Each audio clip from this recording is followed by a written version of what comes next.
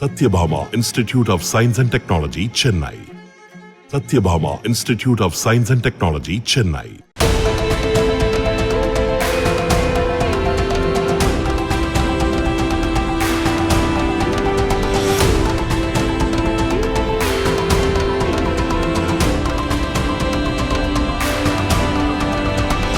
கன்னியாகுமரி மாவட்டத்தில் உதவியாளர் துணையின்றி மடிக்கணினி வாயிலாக 12ஆம் வகுப்பு சிபிஎஸ்இ தேர்வு எழுதிய பார்வை குறைபாடுள்ள மாணவி ஒருவர் தேசிய அளவில் சாதனை படைத்துள்ளார். பார்வை மாற்றுத்திறனாளி மாணவர்களுக்கான தேர்வில் கன்னியாகுமரி மாவட்டத்தில் முதலிடத்தை பெற்றுள்ளார். மருதூர்குறிச்சியைச் சேர்ந்த எட்வின் ஜோஸ் ஜெபசிலின் விஜிலா தம்பதியின் மகள் ஏஞ்சலின் லிபிகாவுக்கு சிறு வயதில் கண் பார்வை குறைபாடு ஏற்பட்டு படிப்படியாக பார்வை திறனை இழந்துள்ளார். அனைத்து மாணவர்களும் படிக்கும் பள்ளியிலேயே படித்த அவர் மடிக்கணினி மூலம் தேர்வு எழுதி 449 மதிப்பெண்கள் பெற்றுள்ளார். நான் லேப்டாப் ஸ்க்ரீன் ரீடர் யூஸ் பண்ணி தான் என்னுடைய போர்டு எக்ஸாம் எழுதியிருக்கேன்.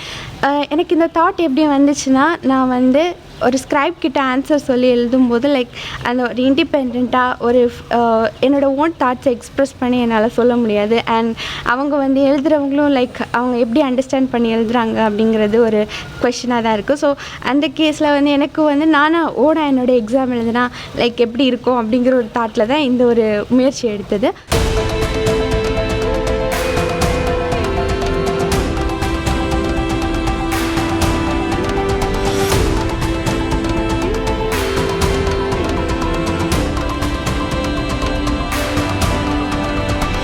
Satyabhama Institute of Science and Technology, Chennai.